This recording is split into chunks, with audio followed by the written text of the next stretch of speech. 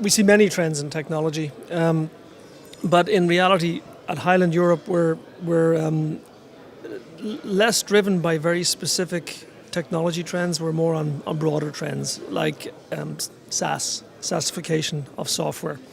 And what that means is you're seeing a transition of the entire software sector, whether it's horizontal businesses like SAP, ERP style solutions, or whether it's vertical specific solutions specific to one industry.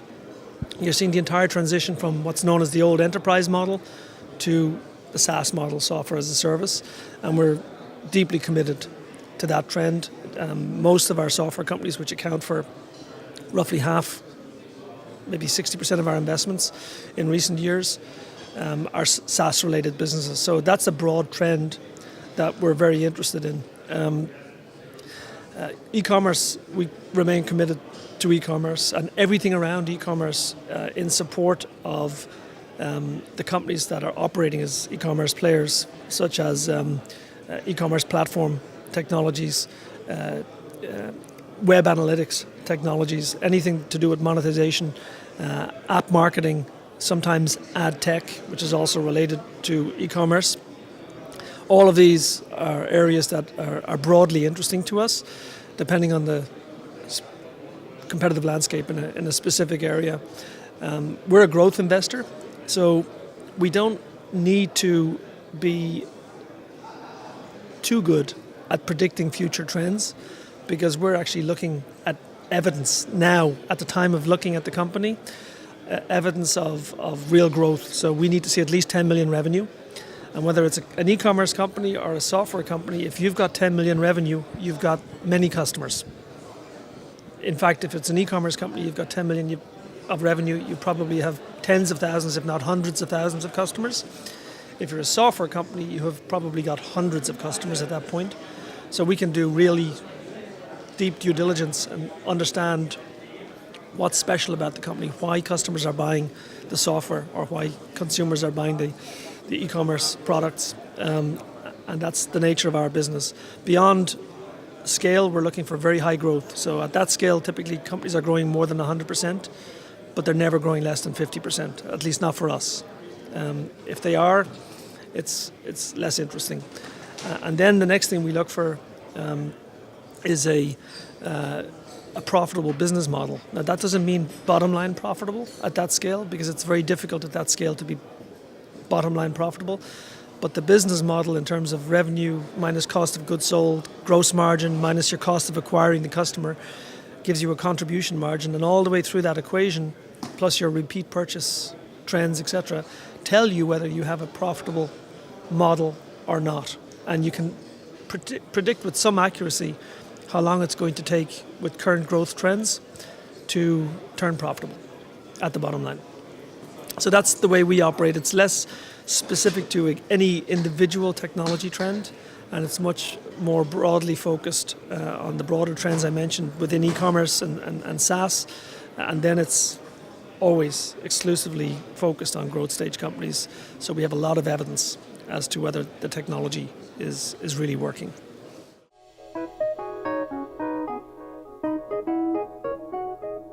Europe can definitely produce more success stories, but already we are producing more success stories every year. If you look at the trends over the last 10, 15 years, it's up and to the right almost continuously, except for that brief period of economic stress during 08, 9 and 10, when fundraising dried up a little bit. But even in that period, the creation of companies continued to grow. And some of these companies are the best because they got started and they grew up in very capital constrained period of time, so they're very capital efficient. The founders were very resourceful and they're very resilient, and they've built, in many cases that we're seeing, very interesting businesses, very interesting models that are pan-European, often global in outlook.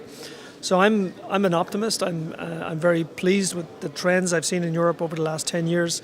If you look at capital put to work, 10 years ago we were on average 4 to 6 billion per year into venture capital and growth stage companies. Now we're at 14 billion, 15 billion. So we've had a tremendous growth in the capital base, and that will yield results. I did an analysis a number of years ago, which we repeated about 3 years. We did it first about 12 years ago, then we repeated it 3 years ago, comparing the US to Europe. We always say that the US is better, but the question has to be framed a little bit differently, in my opinion. The US puts about currently 8 times more capital to work per year. So it's absolutely understandable that they create many more companies with all that capital put to work.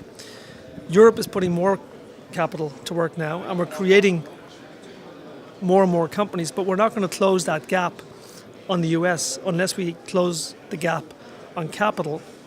I happen to be of the opinion that the US overcapitalizes its market somewhat and creates some capital inefficiency in the model. I think in Europe, on balance, we're still slightly undercapitalized, which means that on balance, we're getting more capital efficiency in our models here in Europe. And that results in Europe performing on a relative basis compared to the US almost on par. If you look at the number of billion-plus companies created, Europe versus the US, compared to the amount of capital put to work, we yield at the same ratio. If you look at the 500 million plus companies, we yield at the same ratio. And if you look at the 100 million plus companies, we yield at the same ratio.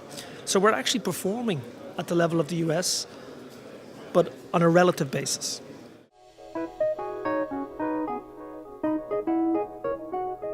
I enjoy the tech tour. I've enjoyed it for at least 12, maybe 14 years at this point. I don't come to every tech tour, but I come every once in a while. I particularly like the growth tech tour because it's directly relevant to my investment strategy and what we do as a firm. It's also local, so it's nice to show local support, and it's run by my dear friends, Sven and his team around him. So it's great to be here. I come to meet people primarily, not as much to hunt for companies, because typically if you're meeting a company here in fundraising mode, it's probably too late. At least that's been my experience over the years. But it's great to meet old friends. It's great to catch up. It's great to stay connected, see some of these companies that have developed over the years, meet some new companies from time to time. And just as I've said to you, I rarely, find a company or invest in a company here. I've just had a meeting before lunch that is very, very interesting. Now, we happen to meet here, but we've been tracking the company for some months and have known about it. So this was just a convenient location to meet. So it's there's a huge social aspect to the tech tour for me. As much value coming after dinner as during or before dinner in the bar and over the lunch table here. And I think that'll always be the case, and I hope the tech tour doesn't lose that.